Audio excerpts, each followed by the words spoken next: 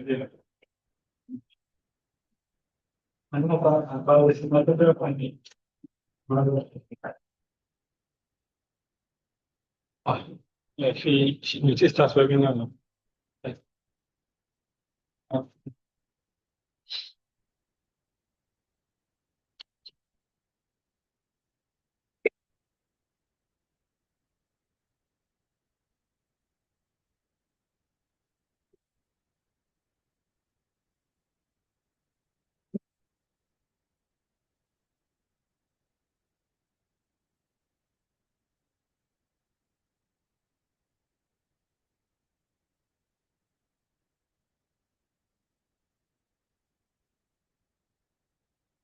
I'm going to start the webinar in say 2-3 minutes, and then we'll wait for people to come in another 5 or 10 minutes.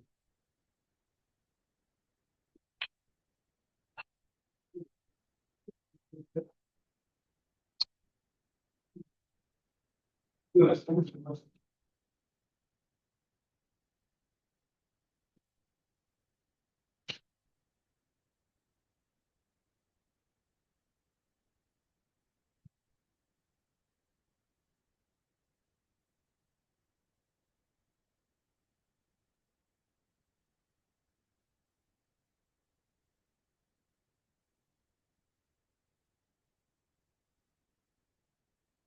Good morning, sir. You're welcome, sir. Yes, sir. You're welcome.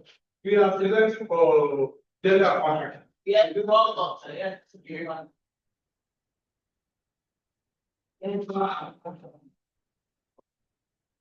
You have slides. You have slides. Yes.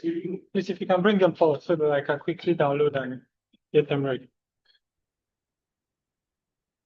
Do you have a flash drive?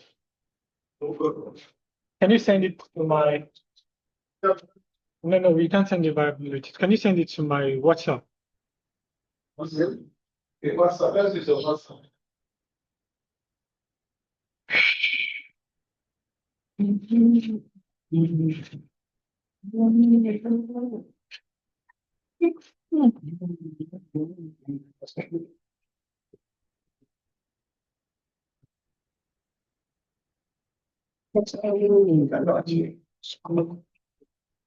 They said, "Oh, you are." This is like. They said, "Oh, you are." So you must be a number in front of the. Yes. Especially so that why do you get the inspiration? So what's the song? No, I'm not the organizer. Just sharing that.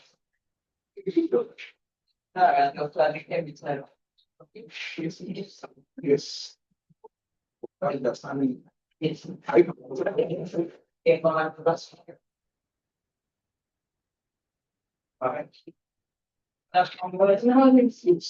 Oh, they are of the ocean.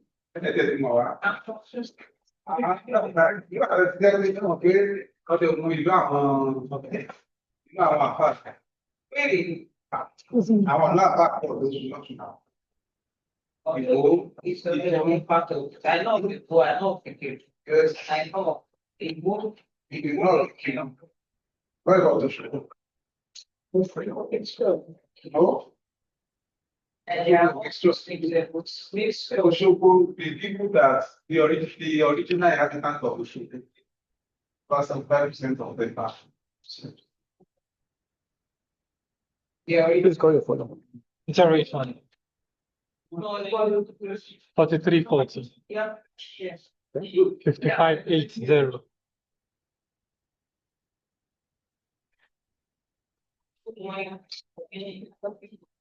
Okay. Yes. No?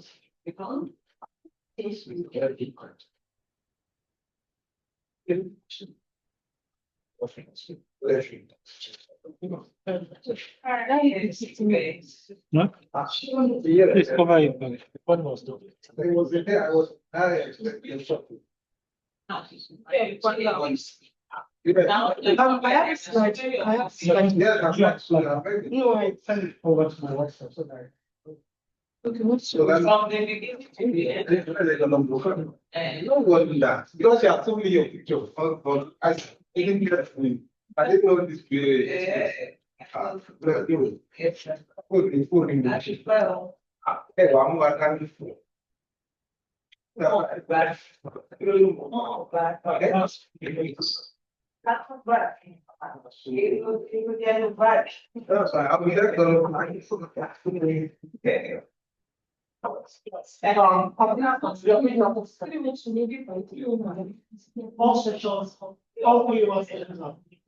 Yeah, no, this is 302. Yeah, no,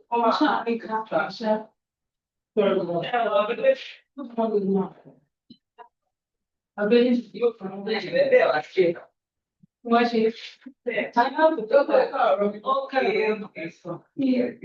venire non capiva perché non si dà.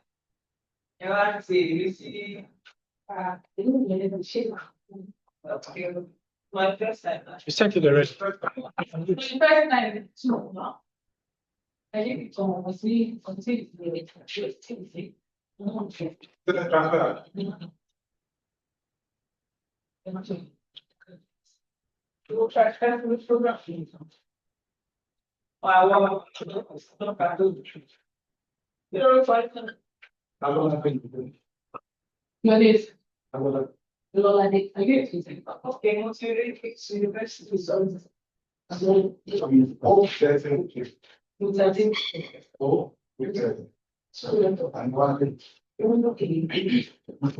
Please, if you're going to be presenting, please, you can forward your materials, your presentation materials, if you have any, so that we can start now.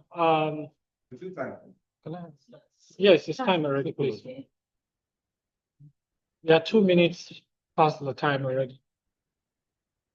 Okay. Okay.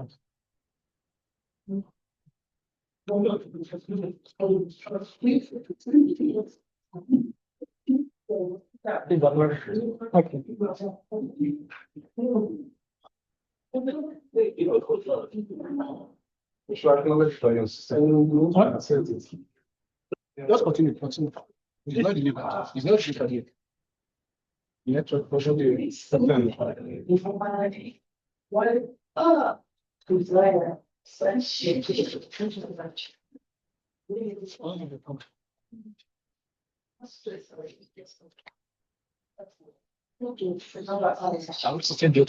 Yes, all presenters are sitting at the front. Thank Bola Tito Olufemi. Sorry, I don't have any Bola Tito. Okay, yes, Bola Tito is online. Yes. Number 2 is here. Number 3, sir, please help us check Josiah watch. Desire. Please, you have these empowering voices. Sorry, issue. I mean, it's Empowering voice, yes. Josiah watch. It's I've not not found any Uchawaji online. It's open, let me be sure. I'm downloading it. After downloading it. So I'm sure because the one we did yesterday was so it was No, long time. I will try to see how we can help. So,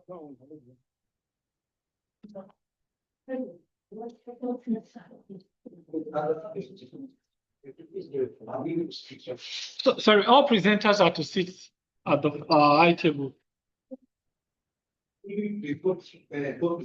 Yes.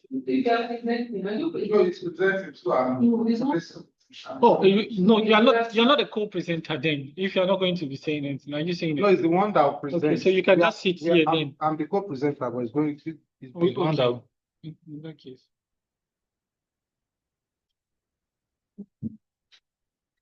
We are downloading. Does anyone have any other material to send? Yeah. 081 43.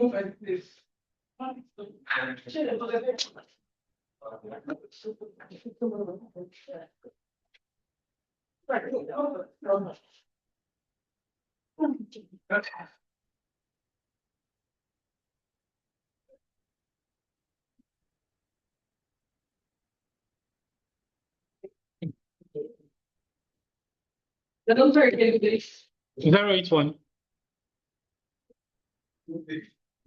081 43 40 55 80. So let us wrap up and start this session in about 2 minutes.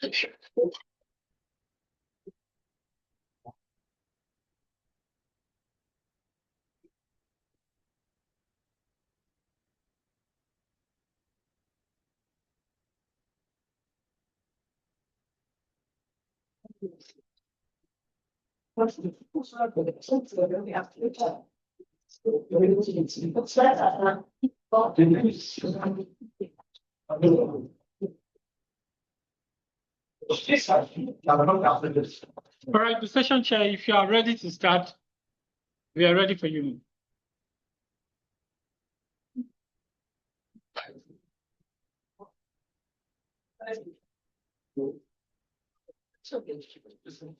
Sorry, can we delay a bit? Your materials are not yet downloaded yet. Okay. Okay, if we are ready to have our then. Good morning, everyone. My name is Naka.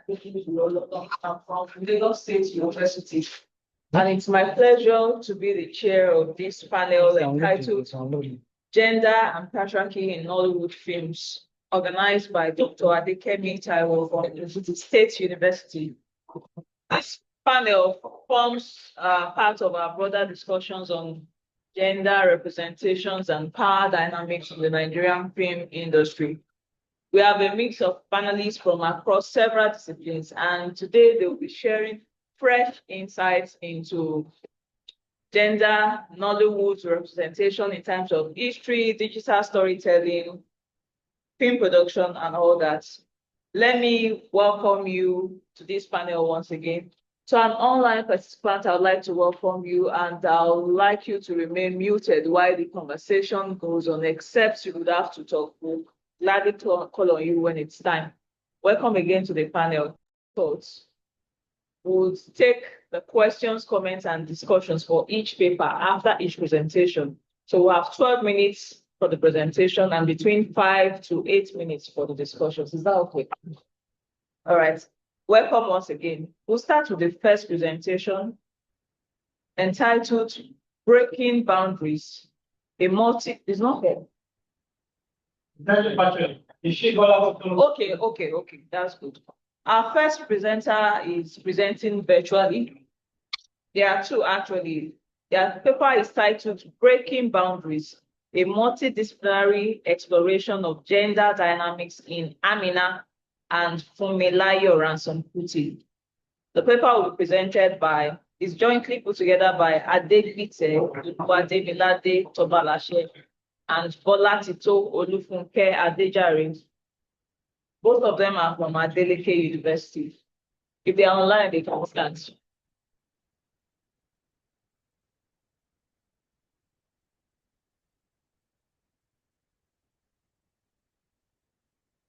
Please confirm that you can hear us. Bolatito Olufunke Adejare, please confirm that you can hear us. Okay, good morning, everyone. We are two. I'm actually the co-presenter. So I want to believe Professor Adegbite is meant to present, and he's there physically. Oh. Is he not? Oh. Professor Adegbite Tobalashe. Yes, I'm there. Good morning. Please, can you come forward? Yes.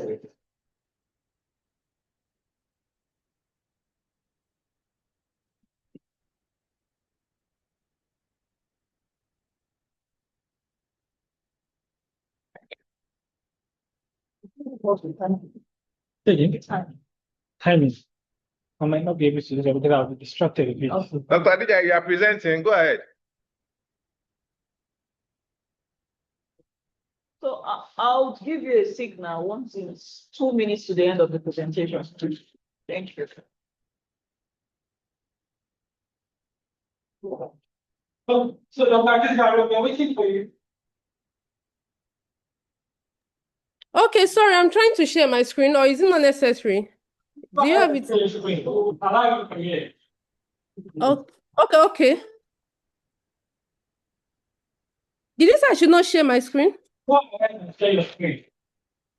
Oh, okay.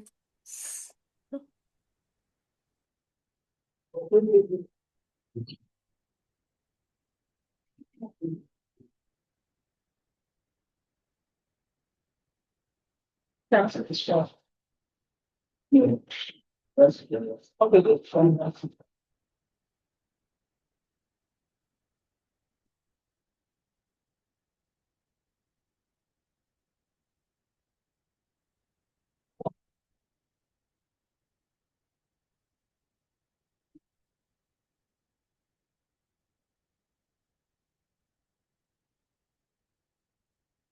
Yeah.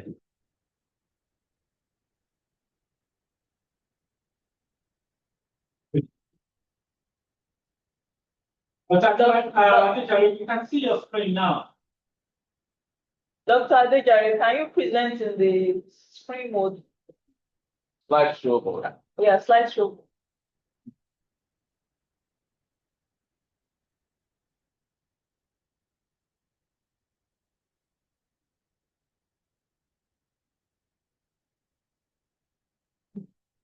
Can go ahead. Dr. Adejare.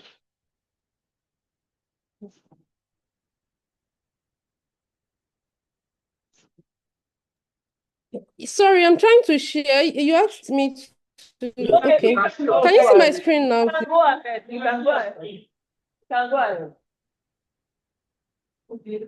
Okay. Okay. Good morning, everyone. The title of our paper is Breaking Boundaries of Gender Dynamics in Amina and Fumilayo Ransom Kuti. Boundaries in this context means historical, religious, cultural, and political patriarchal systems that restrict what women are allowed to do. Or women, this is what they can do. This is what was not even there to do. So that's what we are looking at. We are actually looking at patriarchy. Now, patriarchy, in Nigeria has evolved across historical eras.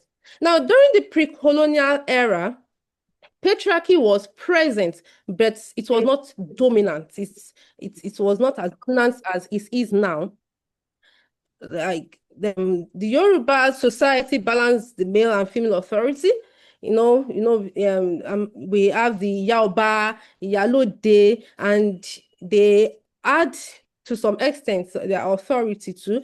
The women shaped the Yoruba religion. We had the Yalodua, Ayelala, and these women were really, they were worshipped, they were feared. Then the Igbo people too, they had these Umuada women who were also respected, and generally women held leadership roles. We had Queen Amina. Now, but during the colonial era, things changed. The colonial masters placed men over women. They were placed in leadership positions. Then men were given the opportunity to have Western education, and then women were made dependent in a way because they were banned from going into cash crop farming. So that was how, in a way, the power of women was, reduced. And during the post-colonial era, so we had patriarchy in its full form. Like, it was not generally believed that, men are more important, women are not, men are the educated ones. And so patriarchy became the order of the day after the colonial era. Moving to the statement of the problem, existing research works on resistance to patriarchy have concentrated on aspects like intellectual, cultural negotiation, activism, and all that. And Kuti.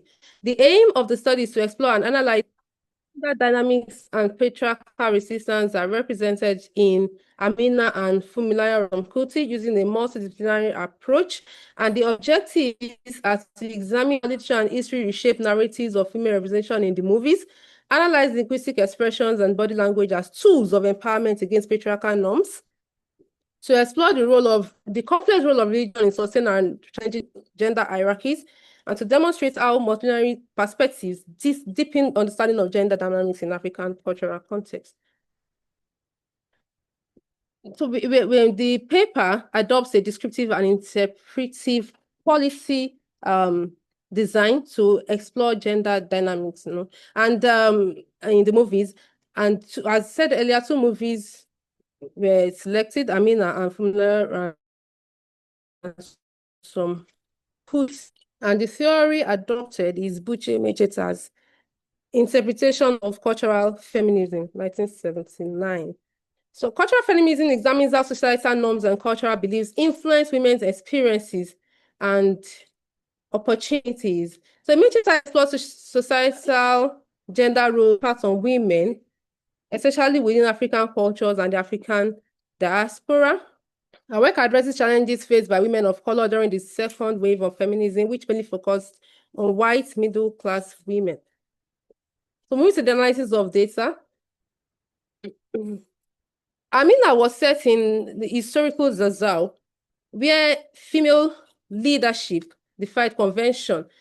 In fact, Emrade told Amina, after the Sarki had been murdered, he told them, "Oh, you can't be our queen. It's not possible. It has never happened before. So why not just get married to the Madaki, so that when you have a male child, that male will be the king." So it was like a taboo for them to have a female leader during that time. But eventually she became the queen. So the movie reflects Mecheta's cultural feminism, centering women's life experiences. And of course, it celebrates Amina's legacy and ignites dialogues on African female empowerment.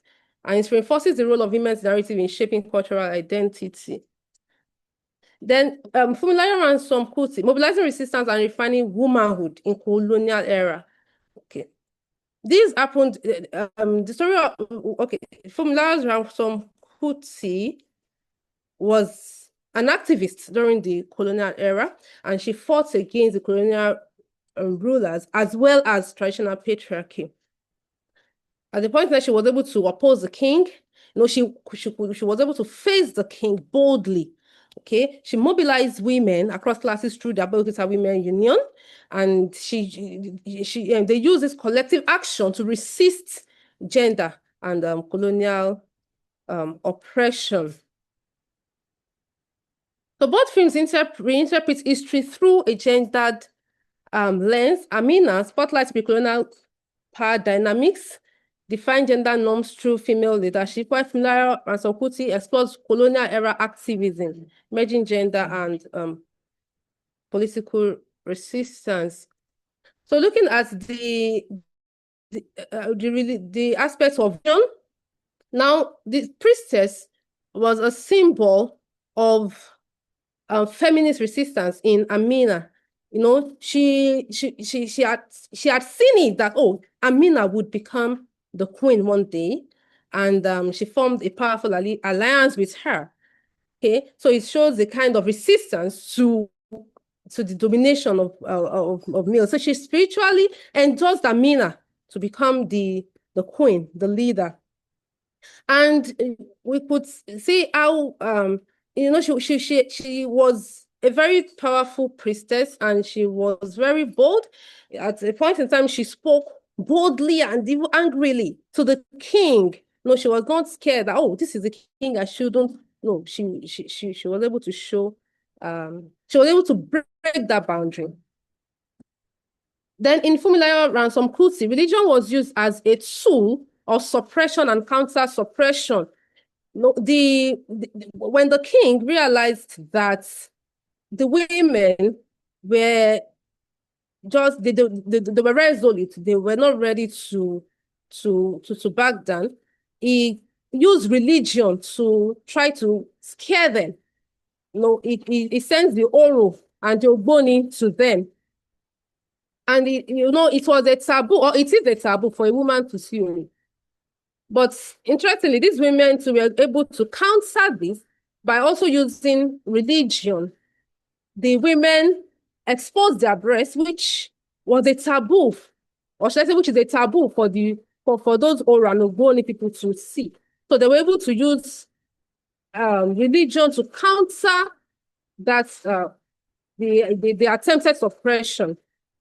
So while men use religion to control, women use it to unite and resist oppression.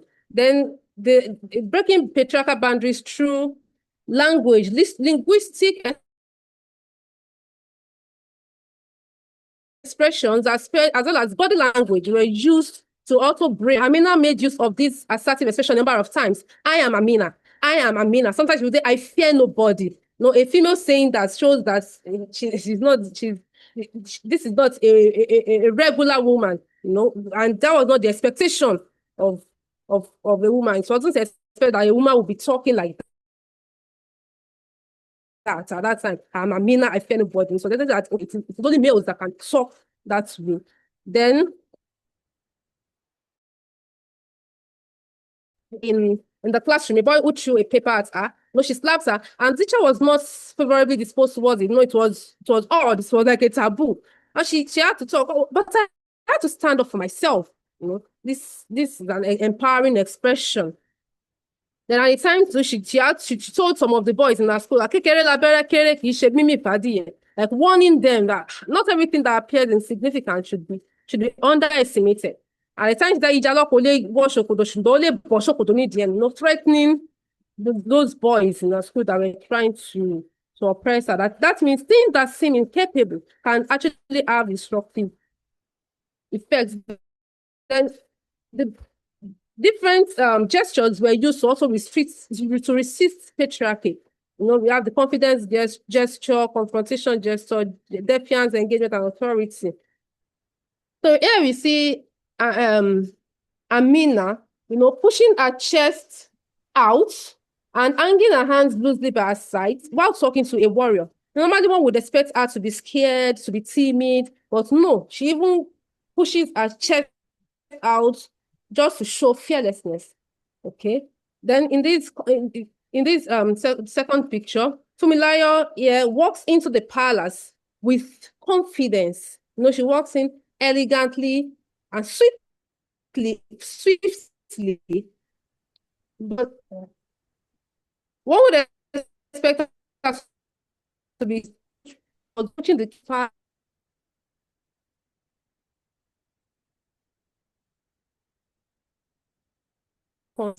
Then turn on eye to eye, mouth to mouth, and shoulder to shoulder. With We just go to the conclusion. the leader of the Patriarchy. This thing, I think, eyeball to eyeball. Like, okay, do you want Please to conclude your fight? Yes, I'm ready for you. Conclude your Please presentation. go to the conclusion. Okay. So the struggle against patriarchy is both historically rooted and culturally complex. It's not new. It has been happening even since the pre-colonial era. And religion plays a role of enforcing and dismantling gender hierarchies as it happened during when the Ogboni fault was used to scare the women, and the women also use their own weapon. Then Thank you very much, Dr. Adejare. Your time is up. That was an interesting presentation. I particularly enjoyed it.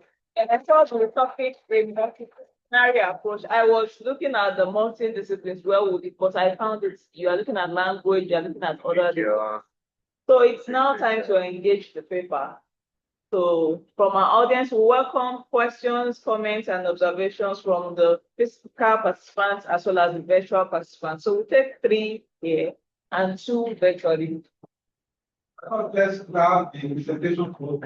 No, I said it earlier. We do not want to lose our thoughts by the time we are done with the presentations. Ma'am, any question from the audience?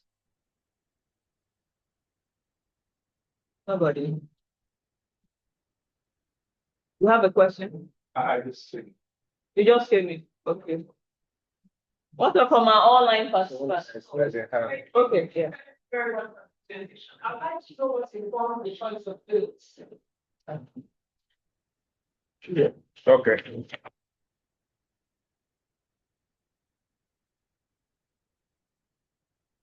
Do we have any question from our virtual participants? We have no virtual participants other than The presenter. Oh. Okay, so maybe I just respond to the choice of films. When the call for this panel went out, a number of films were actually chosen. 4 films were suggested. So we picked 2 of those films. We are also intentional in picking the 2 because they are historical films. They are films that actually, represent history. One from the north and then one from the west, southwest. I would like to know, sir, did you care to find out if the films actually represented the history very well? They do. Okay. Yes, we look at it also. Of course, we know the story of Amina Uzazao and Funmilayo and Sonkuti. It was a replication of the life they lived. Okay. Excuse me, sir. Others might say that, as a matter of fact, this is not about patriarchy being perpetuated in this building. It's about the broader social issues that were prevalent in the society at the time that this movies, this historical event took place. So how does these stories, especially their portrayal in films, based off of the topic of the presentation, how do they comment on the prevalent issues and how those issues are transcended that time and even transmitted themselves or transformed themselves into contemporary issues of patriarchy, gender biases, and violence? Okay. All right. Those films, what we focused on in these films was not to really look at the issues of the time. We were looking at relationships between the male and the female. Because we are looking at gender, we are looking at patriarchy. So we focus more. Yes. Those issues. So of course. it's not coming. They are prevalent in the society at that time. Absolutely. And they were the things that commented on those issues. Yes. So that's why I'm asking your question. Yes, of course. In society, it is one thing we actually lead to the other. Okay, so those issues were there. There were issues of overbearingness of certain people. Okay, like if you look at Funmilayo and Sonkuti, for example, you see the Kabiyesi, being a burden to the people he should be governing. And he's the one who now sends his own people to the markets to go and collect taxes from them. And because women were predominantly the ones we find in the market, so they were the ones who now rose up to say, no, we cannot continue this, having Funmilayo backing them. And of course, we also see Funmilayo being able to even now bring together both the literate and the non-literate in society to also combat these societal issues. The issue of establishing agency Yes. for women, as of that time, yes. for some people now recognize Funmilayo and Amina as representatives in this presentation. But then someone wants to ask, is that really retrieving agency for women? It is patriarchy. But especially what we make comparison with the likes of women like yes. We understand how those people we are perpetuating. I don't know the little understanding I have. I don't want to take. I'm limited in my knowledge about this. So we know that these women were particularly let's say wicked. I don't want to say wicked. Sounds wicked. You are not wicked. He has the truth Sounds wicked. so in a certain way, people have different stories about them. So Yeah. and all that. So if you're starting just so if there are people who say, okay, this is too low. This This. and all that. So now ask this question is in contrast. So the patriarchy that is being perpetrated at that particular time, or these are just individual traits, and how does the story of Omilayo and Amina comment for the broader role of women? Well, from our findings on the two films, yes, patriarchy was evident, but women also had their own powers. They had their own, they have their own space. It's the individual also comes into play. Okay, in this individual attributes and characteristics also come into play in these women, but they were not restricted. If you look at Amina, even from as a girl, she went into the market space and told the guards, who are men and who are soldiers, to release another girl to her to be a friend, who was supposed to be a slave. And they couldn't resist her. Okay, maybe power or class also came into play there. But of course, we always see some of these things. There's no way we can disconnect happenings in society and the prominence or the powers of individuals as well. So we see this playing out in those fields. Yes. Thank you very much for that wonderful presentation once again. And the discussions have shown that it's indeed an interesting presentation. We now move on to the next presentation entitled Empowering Voices, the Impact of Transformative Leadership and Grassroots Movements on Women's Rights Advocacy and Socio-Political Change. And this paper was jointly written by Oluwajuwonlo Ayanwale and Oluwaseun Adewole. Both of them are from King's University, Osun State. And to present the paper, I have with me Oluwajuwonlo Ayanwale. Thank you, ma'am. Good morning, sirs and mass. Once again, the title of the paper is Empowering Voices, the Impact of Transformative Leadership and Grassroots Movements on Women's Rights Advocacy and Socio-Political Change. And good enough, the first speaker has set the precedence and then talking about the power, the influence that women are with in society. And it's so opposite to state that we cannot overlook those things at the communal level, at the grassroots level. We have stratas, we have groups of people individually trying to influence one another, either positively or otherwise, just like one of the comments came in the right time. Now, what are we looking at in the course of this paper? A lot of scholarship have gone out advocating, especially women feminism, advocating their leadership role, their power role, and all that the women carries. Now, beyond the stereotyped role of the women being homemakers, home builders, restricted to the kitchen, domestic tools, let me just use that language, that beyond that, we are projecting that women carry more power. Women have more ability, more strength with them when involved, when carried along in societal construction, in building the face of the society. So that is what we are looking at. So women leadership is divided as a leadership style that closely reflects the traits and preferences of women, which differ from those of men's leadership. Their style in many ways. And then, actually, instead of being the predominant style of leadership, post-leadership signifies how women lead in the 21st century. Particularly, this is what we are looking at, how they lead in the 21st century. So going from there, we look at the aim of the study. The aim of the study attempts to investigate the impact of transformative leadership and grassroots movements on advocacy for women's rights and social political change. Of course, prior to this time, there's been a lot of advocacy for women, inclusivity, being part of society structure and all that. But there is a need to amplify the voice, amplify the advocacy, re-intensify efforts in making women being carried along. In some states of the country, there are women holding political positions. For instance, in my state, I think 50% of the women in my state are commissioners. And then the governor there made it something, yes, in the cabinet rather. Even head says too, special assistants, special advisors, you have a lot of women there. But the effect of the advocacy is not well pronounced, it's not well visible in reality. So this is what we are trying to look at. Then the objective is what to examine the nature of leadership and empowerment has been deployed by the female folk. Then we want to also look at, I want to identify how women resist oppression against them. There are ways, either technically or intentionally, we see how women revolt to oppression, revolt to hegemony, revolt to things that are contrary to what they accept as individuals. So what we also want to examine the myths the women adopt in preserving culture and historical legacies in their spaces. So we go to the research questions. We have 3 research questions that is guiding this particular paper. Now, well, the first is, what are the nature of women leadership and empowerment deployed by female folk? What are the nature? What does this look like? What type of leadership role can they take? What kind of empowerment do they need in the society?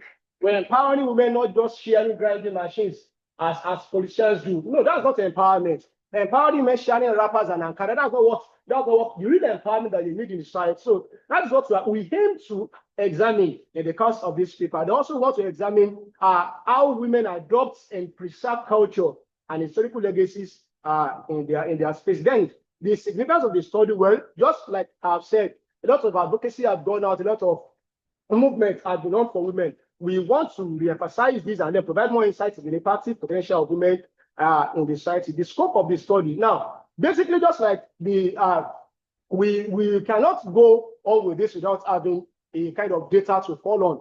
And then we purposely selected 2 Nollywood movies, Adire and Formula Rasomputi. The choice of these movies were informed, number one, because they are contemporary. They were really released. So recently released, one in 2022, the other in 2024. And they spoke to what we are really clamoring for. Fine. There are things that happened, especially the one of Rasomputi happened years ago. But we can still see a reflection of what the women in that movie were calling for. You can see a reflection of that in the contemporary society. So that's why we deliberately chose those 2 movies. There are other movies, actually, that we produce outside, but we are looking at particularly in this part of the country. For instance, during the Aba Women Riot, we have something similar to that. And then the women to clamoring for the establishment, just to send away the colonial masters that were invading too much tax on them. We have the replica of that in Formula Rasomputi too, that they said, no, the market women rising up and saying, no, we cannot continue this way. So those are the things we tend to look into. Now, literatures that were reviewed for this study, relevant features were selected. Apart from those 2 movies, there are a lot of features out there promoting women inclusion, promoting women empowerment, promoting the power and the potentials of women inside. So apart from those movies, we are looking at the influence of grassroots mobilization in socio-political change. It's a grassroots movement that started at the lowest ebb of the society. And it wants to actually affect change. It wants to affect change, rather, it should start from the lowest unit, the family, of course. From the family to society, then we're having these organizations, women union, women organization in our communities. And that is what we tend to look into. Then again, we reviewed literature that are related to the effects of relegation of women's rights and opinions in gender-biased society. There has been customary ideas of women cannot talk, you're a woman, your ideas are not needed here. Even when we don't literally say that, shut up. There are diplomatic ways of telling a woman to say, shut up. I was once talking to myself, and I said, no, you married me up for a reason.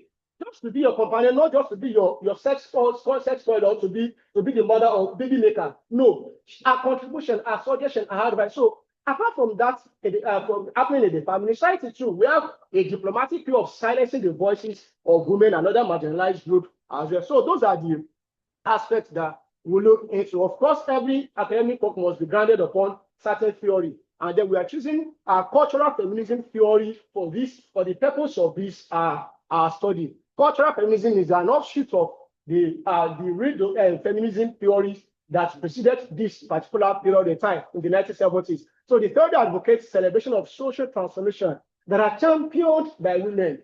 Women do a lot of exploits, but sometimes they are not well pronounced, they are not well celebrated. So this theory say no, there should be social transformation. The impact of them in society should be celebrated as well. Then we have a reappraisal of feminine peculiarity, and then it also speaks about promotion of female essential traits such as their care, their cooperation, their connectedness for a balanced and equitable society. Those are the things that this particular theory preach, and then we believe it's most apposite for this study. So from there, what are the methodology we are using? We are using qualitative content analysis. Since we said we are looking into movies, we want to examine, we want to analyze aspects of that movie that relates to things we spoke about under our scope, things we spoke about, the aspects we wanted to look into. So we are using content analysis to examine, to evaluate the scope of leadership, number one, how they resisted oppression in those movies, number two, and then the role of women in preserving cultural and historical legacies. So those are the three things we are content analyzing using those movies. Then, away from that, what are our findings? There are, from the research questions we had, of course, which guided the findings, we are looking at, we thematically analyzed what we categorize it to three. And one is the nature of women leadership and empowerment. What type of empowerment do they need? What is the nature of the empowerment that women need in the society? Number two is the resistance and counter-resistance to oppression in society. And then the third one is the role of women in preserving cultural and historical legacy. So I will provide pictorial images from those movies to buttress what we are saying here. So those movies, those pictures have been grouped under each of the findings that I mentioned, the three findings that we mentioned up there. So we've tried to categorize those movies, at least with captions from the movie, to tell more of what happened actually in the movie. So the first one, the first finding we have here talks about the nature of women leadership and empowerment. Now, like I was saying, they don't need grinding machine as a form of empowerment. The first picture we have here talks about Asari, that's the main character in Nigeria, that was unequivocally stating her occupation as if she wears it with a badge of pride. I make underwears, I design undergarments for women. I'm not just a tailor. She said some people design clothes, but I design undergarments. Now, that undergarment was not literally what's meant. That undergarment, if you remember, they call it in that movie, it was a kind of weapon used by the women to draw the attention of their husband, to rescue them, to save their marriage. Their husbands have been running outside, chasing everything instead outside. You're not enticed by their women at home. So she intentionally said, I made undergarments. Go under your wife. There is something there. So that was something, one of the aspects that we can see there. Then the other picture here says, women come for Asari's locally made brazier. After she 2 minutes. Okay, let me just round up with this finally. So we also have images of leadership and empowerment. I'm sure the formula and some put it there too. And then we have where she was organizing empowerment programs for the women, using the Adopter Women's Club for the market women as well. Again, away from that, we have resistance and counter-resistance to women oppression. That's another finding. What we also find out in the course of the study, women have a means of resisting oppression, of resisting things that are contrary, that is dissonance to their cognition. Then let me just jump from there to the discussion of finding. Well, since we've seen those things now, what is the applicability of those things we were able to pick out from the movies? And we could see that the paramount prospect of women is that they've been instrumental in contributing to transformation of society. We can't relegate them. Even in our family, we can't relegate them. Some people are always great for the kind of wife that they are fortunate to marry. One man was saying during the course of this conference that he's not for his wife. He doesn't know how he's going to manage a lot of things around him. So those are the things. Now, conclusion. The study recognizes the voice of female folk and the scheme of operation of any society. We must carry them along. They must be included in anything we are trying to organize to do in society. Then the contemporary society has been exposed to the fact that women can occupy leadership positions which are transformative in nature. They shouldn't just be relegated to the kitchen, to the home, to being baby makers. No. We also conclude that yes, this is the last step. That the women have a kind of can-do spirit in them that is resistance to oppression. We should allow that can-do spirit, that willingness to do something, to exhibit projects, to be unleashed in them. Then we also know that we are lending our voice in the course of this study to the advocates for female folk. And finally, women are successfully helped in leadership empowerment and then in resisting oppression and preserving cultural heritage. Thank you. Thank you very much.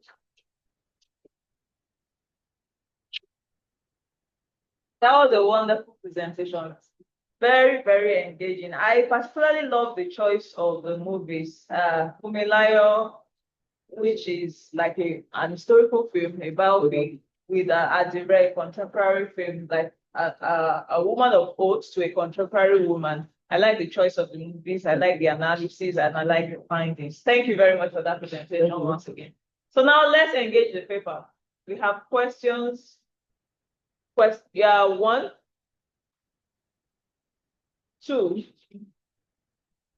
Any other question? Three? Okay, we have three. Yes, that was a presentation. You were speaking on empowering both the impact of transformative leadership, grassroots movements, on women's rights advocacy and social political action. I want to, literature is all about mirroring the society. All this research work that we've been carrying out, that we have been working on. I want you to, like this society, this research work, how do you relate to what is happening in our society? How can you relate the research work to our present situation in Nigeria? Then, do we still have the grassroots movement? Do we still have it? And from time immemorial, I don't know whether you have taken cognizance of it. How far have we as researchers been monitoring the implementation of the outcome of our researches? So those are my questions. Thank you. Okay, thank you very much. Number two.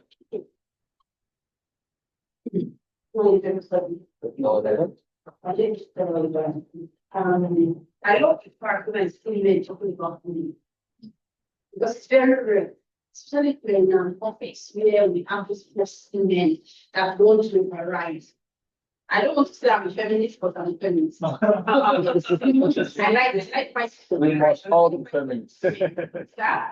We must all be feminists. It's a religion. Yeah, and I want to say is that he or she, that's what we call men that are talking for women, with an he or she.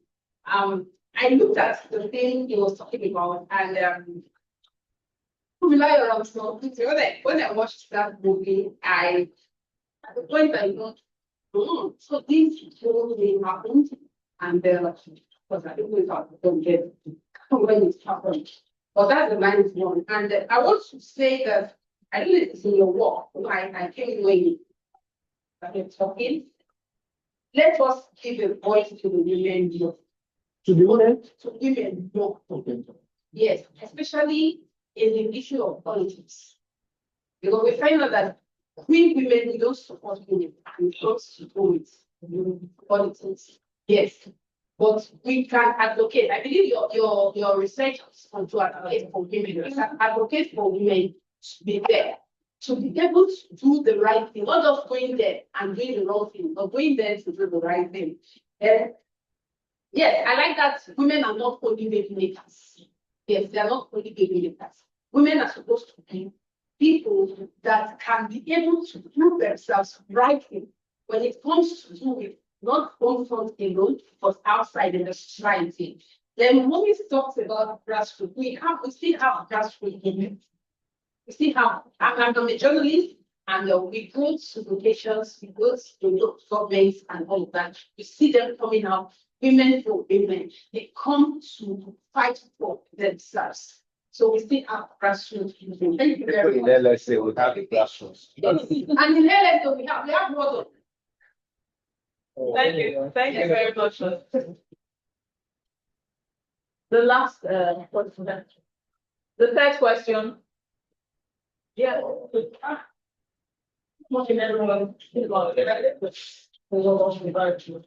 It's not really a question, I just want to appreciate the presenter.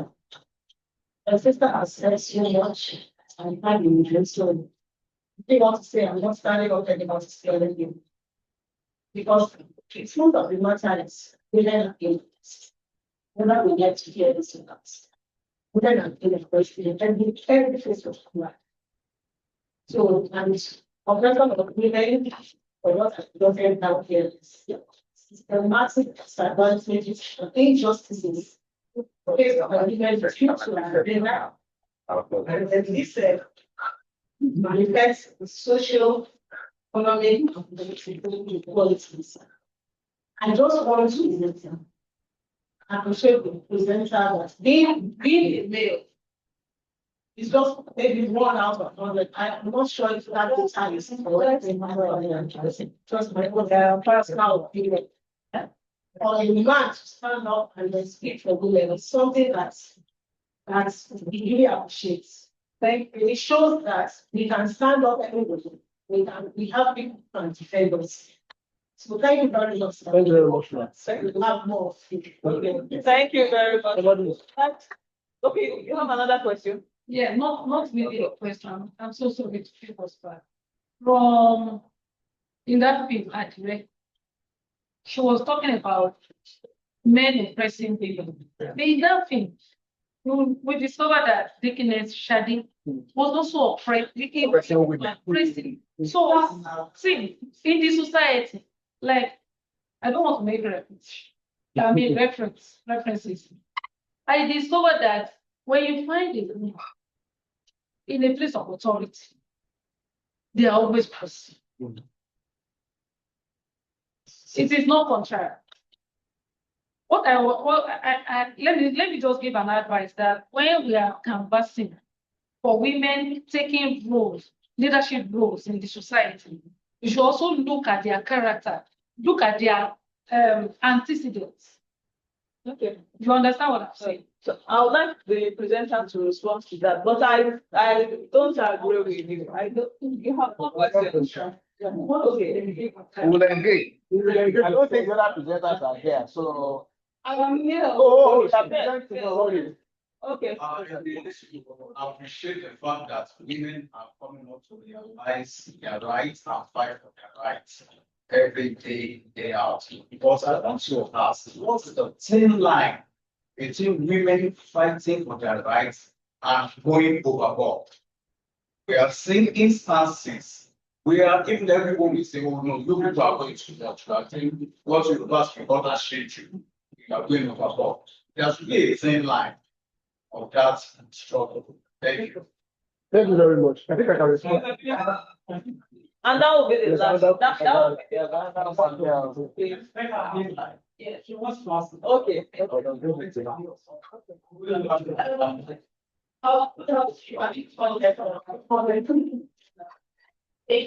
think there's a lot of stuff out there.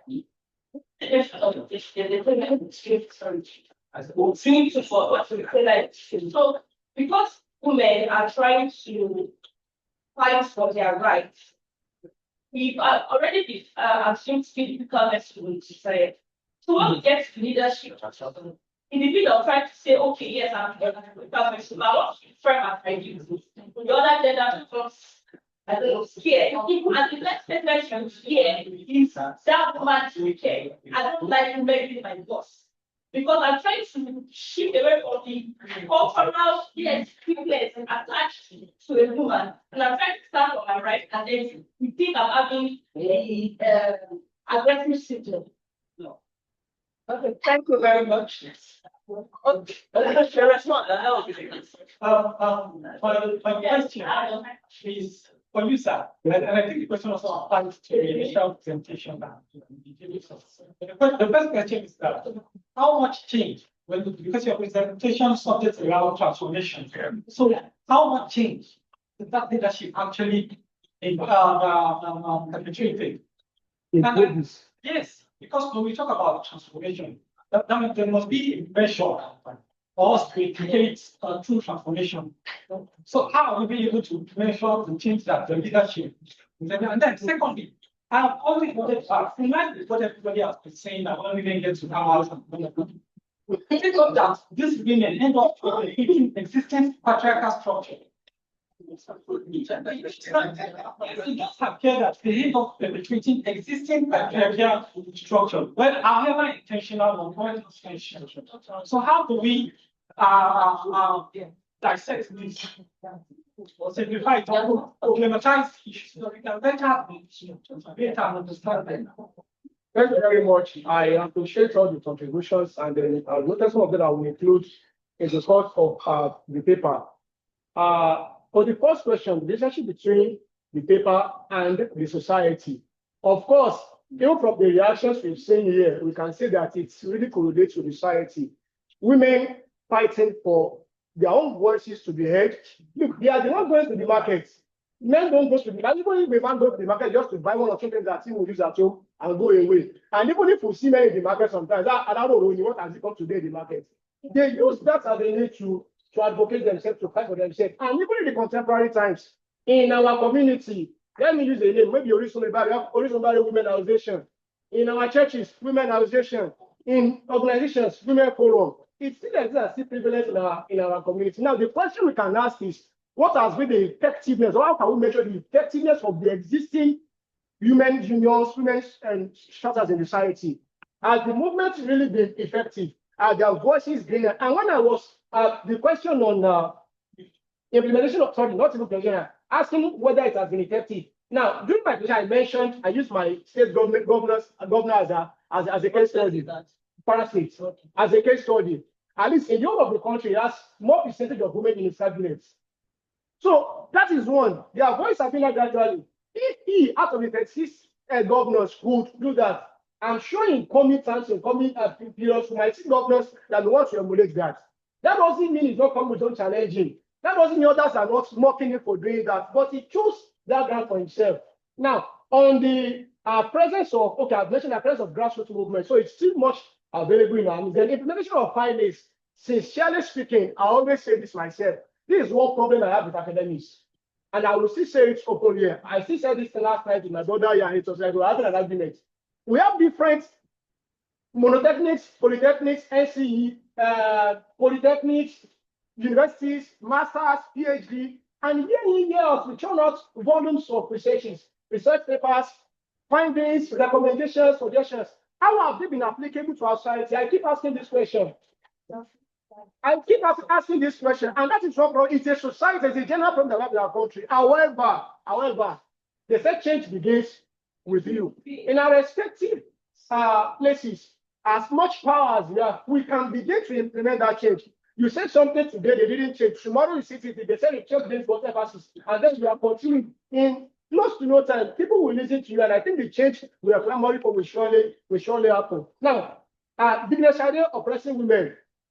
On the social media, we say women oppressing women, women supporting women, or women. It's something that we cannot do. Even men oppress men as well. So I believe the case was only used as a case study in that particular movie to reflect that kind of women that we have said that even though you are clamoring for a change, you are supporting men, there are still drawing back that change, that movement you are calling for. So that is under there. Let us give voice to the women more. Well, it's in our hands. We can collectively do it. Give more voice to them. They have a voice already, but we need to amplify that voice. Now they are not speaking. We are speaking as we are gathering here about women, but we need to amplify beyond the facets of the classroom, beyond our union, beyond fighting for just a bag of rice, a bag of semo. We can do better than that. The thin line with women fighting for their rights and going overboard, I will say this is individually relative. Sincerely, to be sincere, I've voted on that women that sincerely, forget about whether we are stereotyping them. Sincerely speaking, I want women that they are so, and even sometimes ordinary secretary in an office, you will see that trait in now. A secretary doesn't have much power over people around that, but it is individual. In as much as we see people like that, we see women that are so caring. Yes, in the same organization, one woman left, the other woman came, they were total contrasts to each other. So it's not a generic thing. It's something that is individually based. How much change did the movement have? That's the last question. I will say it has a significant change. In both movies, it has a significant change because, of course, we say movies or drama is a mirror of society. And in the long run, any movie without a resolution at the final is not a movie yet. That's why people have seen an episode. So it's not a change in the movie. At least the women got their husbands back in Nigeria. They got their husbands back, their homes were settled. The husbands going outside were inside. So my woman even have the safety that the women outside had. So there is a change in it. Now it's left to us how are we going to implement this change in our society. Thank you. Thank you very much. That was a really engaging session. I wanted to mention that when Dr. Adekemi said what she said about weakness. Like it's an individual thing, like she said. And if you look at the film, for one weakness that was acting were wickedly to the woman, she had more women that supported her. And so it's more of an individual. Most wicked bosses, women, they had from a place of trauma, from a place of pain. In that particular film, she was acting from a place of trauma. And so later she calmed down and she became supportive. Eventually, Eventually. you were able to change her. Eventually, Yes. transformation. So So I feel like now in context of the movie, also about tonight for me of okay. Because we cannot exist in isolation. Okay. All the type of convention, program, All right. Thank you very much. Let's move on to the next presentation titled, where is the presenter? I can't see them. Do we have them online? No.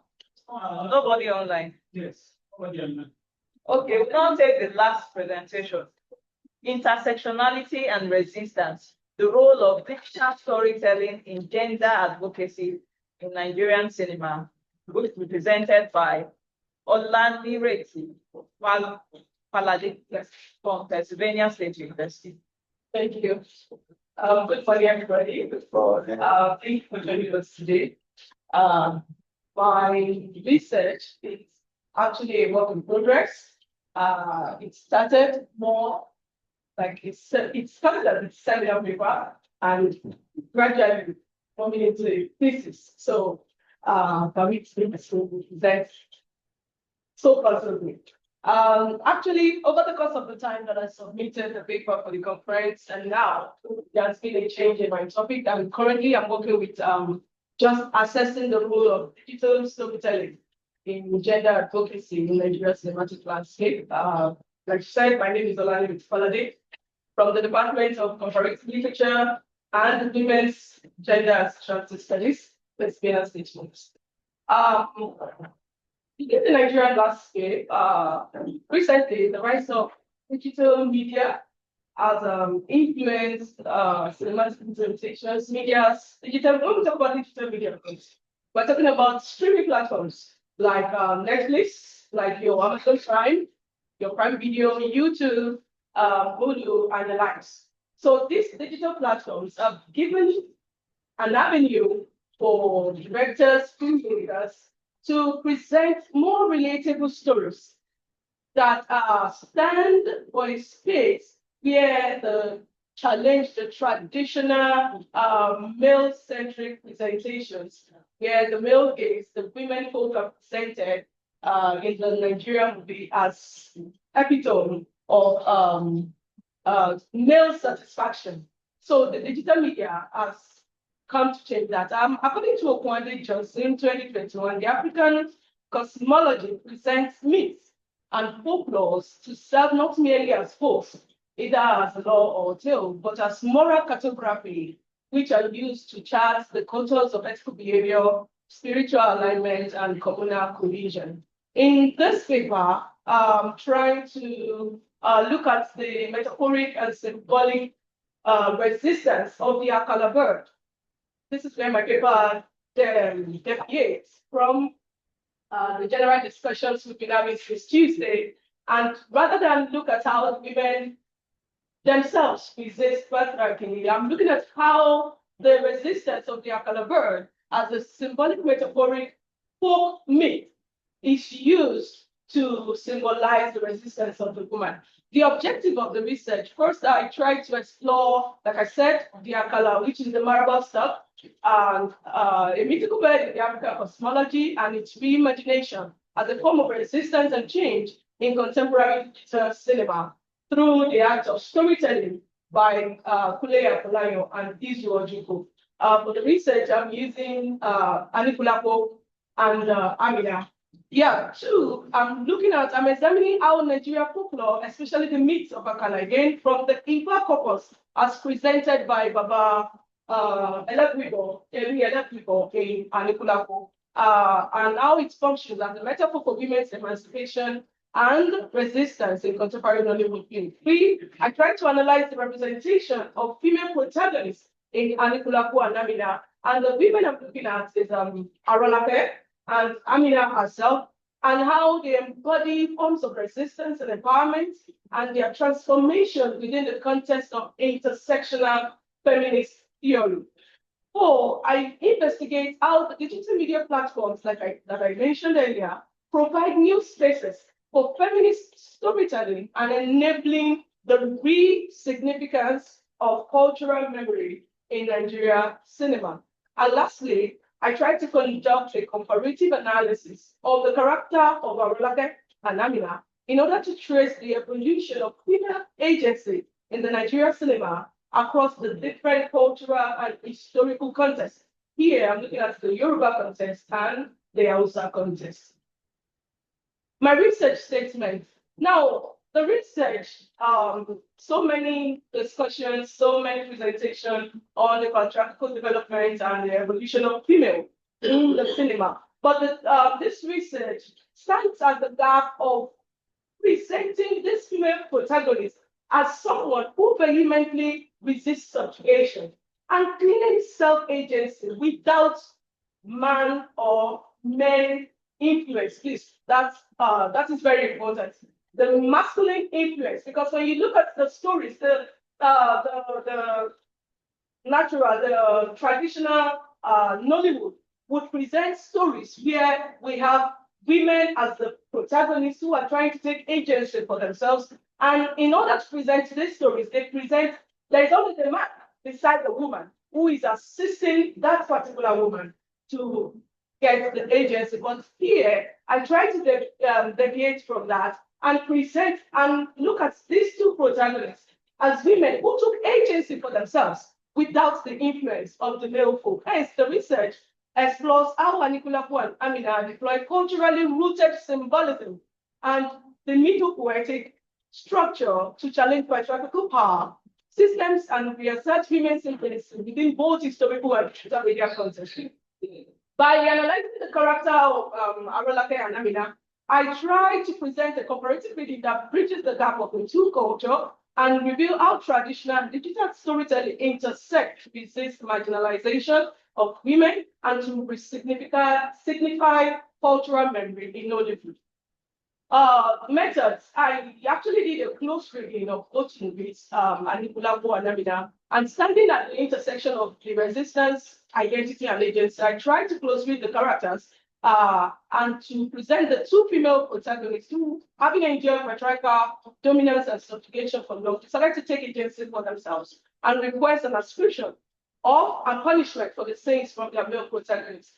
For the case of Arolake, the fact that she was able to take back what, of course, initially wasn't even ours, but what she got from her calabar and the Maraba stock, and was able to take back that same power that she handed over to Saro at the end of the movie is one very strong point of agency. Now, another method I looked at historical and cultural contextualization, which I've talked about, the theoretical framework. This research, presently I'm still torn between three methods, actually. I'm looking at intersectionality by Crenshaw. I'm also looking at Black feminism, which according to the books is a term which argues that in contrast to the traditional feminist movement, Black feminism is highlights the unique degrading circumstances of Black women, noting that not only are these women collectively at the bottom of occupational ladder, their overall social status is lower than that of the other groups. The fact that they are Black, the fact that they've endured historical colonial history, the fact that they are subjugated by their male counterpart, and even their white female counterparts, presents a very delicate theory, which Hooks believes the Black women should, and anything that are issues surrounding Black women should be discussed in isolation of the traditional feminist theory. Also, I'm trying to look at the Black feminist feminist film theory, which I still haven't decided if I'm going to use my discussion. First, I tried to look at women and the ethics of agency, where I tried to discuss women as custodian of power. Like I said, the Akalaplat does not merely symbolize life and death. Like it actually occupies the liminal margin. If you look at the story by Yemi Elebubo, Baba Yemi Elebubo, thank you. It says in the pre-colonial period, when someone dies within the Yoruba society, such person is not, the ground is not dug to bury such person, but they are thrown into the river forest. Why are they put there? If they are put there for the Akala to feast on them. And it is this feasting that transposes their soul to the life beyond. So the Akala, as a symbol, as a symbolic metaphor, a spiritual symbolic metaphor, it's this liminal margin between life and death. Without the Akala, it is assumed the dead cannot transpose to the land of the dead. So I'm trying to look at how women, Arolake and Amina, occupies this position. It was because Arolake was able to hijack the power of the Akala that she could raise Saro. And it was this same power that Saro continued to use to raise the dead, which eventually, because she lost it, the empowerment she got, it becomes our gain because Saro betrayed her at the end. And because that betrayal of the cosmic balance, which she herself had started, where human misuse divine rights. And like the Akala, it becomes a test of morality. Our betrayal functions as a narrative device that exposes the hubris of the main nation and spiritual corruption, just like she herself betrayed the Akala. And when you look at Amina herself, particularly in that movie, the Akala functions in the spiritual realm. Whenever Amina was supposed to make a decision, a very striking decision which affects her destiny in the movie, there is always the Akala bird over her.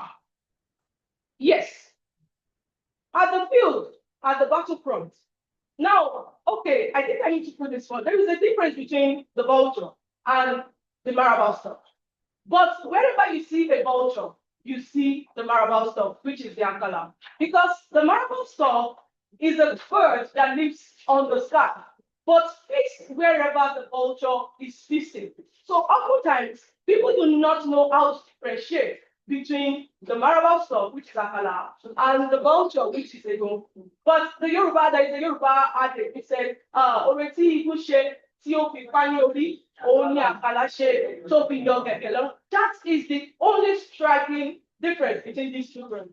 One has God underneath the jaw, and the other is God. But they fit together, they work together. So this bird helped Amina spiritually in the form of the priestess to transform her into the warrior she eventually became at the end. Also, I looked at the family resilience and the meeting parallel between the Akala bird, like I've been talking, the resilience of Arolake and the resilience of Amina. Likewise, you are amazed the opportunity to be from a royalty. And Amina's transformation didn't just start, like my colleagues have discussed. She was from the royal family, and for that part, she came into the royalty and the power that she has, and used this power, even though the power was almost taken from her. Eventually, she was able to ascend the throne without any masculine help. Please, let's take note of that. At the end, those who would have helped her, who were male, were killed. But nation of African storytelling frameworks, which challenges Eurocentric paradigms and recenters indigenous philosophies as critical tools for interpreting both the past and the future. Thank you. Thank you very much. That was another interesting presentation, which ties back to what we've been saying over and over again. I would like to welcome comments, questions, and suggestions before I ask my question. We have number one. You can ask. You have number two here. You have number three. Any other person? We have 1, 2, 3, 4. Anyone else who would like to engage in paper? Okay, that will be the last person. So let's start with one. I'll pay for the presentation. I just have some clarification that I speak from the presentation. And I relate very well with that. but I'm yet to watch Army. But is it that present the lead of between Army and Thumbs up. Yes. Okay, fine. So the first question I would like to ask is the fact that you are using the Akala as the patent in the two texts as not just as the member as a metaphor for female identity. Yeah. Right. I would like to say that the Akala verse doesn't depict, or I would like to ask that the Akala verse in the things depicts two different forms. Does the Akala verse from the Yoruba was similar to the representation of the Akala bird in the probably overall the sound that we are using this Akala metaphor to analyze these two different things, showcasing two different cultures. Then the second question I'd like to ask is I've watched them, you made mention of I know probably wasn't watching well, or I have a kind of a different view from the statement that's made. You said that Malakan raised Salud, and then that in the mythological worldview that Yakalabek points to feed on that was thrown into the evil forest, public. Well, told that we are told to be that and all that. But from my own understanding of even what the was said abolition, the very beginning of the thing, about the symbol of the Akala bird, it says that out the path to resurrect the dead and decide whether it was time for the dead, like somebody who died at a young age, to actually go to the dead and the world of the dead permanently, or probably give them more time. That's the understanding I had from the text. So I'm trying to say that talking around who killed who raised Saru, it was Jakalabet who did that to make inquiry as to whether Saru should be raised, given another chance at life, or sent back to the land of the dead permanently. But you will realize that the Jakalabet actually told Saru to go back to his death after ascertaining the fact that his self-died was taboo in a context. Yeah, I think I was that because I was watching the video. So I think there's some kind of clarification. And I'd like you to talk to the practitioner. I don't know if you actually talk. Yes. Because we are sitting with the world way we are sitting, I think you should understand the significance from the Yoruba worship. Is it the same thing? Was it fictionalized in the film? Or is that the understanding from the Yoruba, indigenous Yoruba? Okay, okay. Thank you very much. We'll take the question from number two. My question is anonymous to Alaka submission. You made mention of the Akala board being responsible for the transmission to the world of the dead. And I remember when you encouraged us the forums of existence, and then the Chifoli Prem and others. And then in the election about two, he told us that it was the horseman that's supposed to ride the thing to the world of the dead. So I'm trying to see which of the two assertions are really in the Yoruba context now that she is trying to emphasize. Which of them do we actually hold as this symbolic and as being the one that we should take the law? Okay, your question is noted. Number three. Thank you so very much for that presentation. Just an observation. I was lost when I saw folks. So I was wondering if I'm still from parallelization of folks. And then in Dragons, I saw yours. Not bills. Why your two bills? Why folks? I don't think that you want to see that. I said that to the family I probably using my bill. Okay, thank you very much. Dr. Kemi, you are the last. Okay. She will now respond to the questions.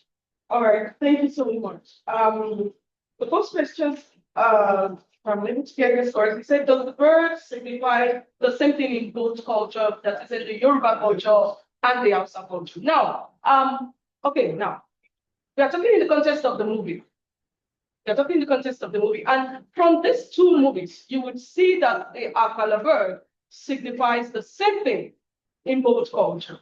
Now, in the Hausa culture, wherever you see, like I said initially, wherever you see the Akala bird, it was used as a spiritual guide for Amina. The priestess used the Akala bird as a guide for Amina. And when Amina even asked the priestess who she was, and she answered, who has been hovering over you from when you were young, in the case of Amina. And in the case of the Yoruba cosmology, like I said initially when I was starting my presentation, my name is Oladire Falade. Oni igunikun eyiaye akala eye odi orun. The difference. Igunugun is always on the earth. Akala hovers in the sky. Wherever you see Igunugun, you see Akala. Nítorí pé kíni, Akala is a spiritual bird. Eagle, beast, both birds are carnivorous. The context by which Baba Ifayemi Elekubo was using the Ifa purpose, Idiosun, is that Akala as a bird, the Yorubas, okay, now let's bring it to this is a modern word, this is the 21st century. Nobody will tell you that they are still making sacrifices using human beings as a form of sacrifices in the 21st century. The Akala bird is on the body of the dead. And it is assumed within the Yoruba cosmology that it is after feasting on the body.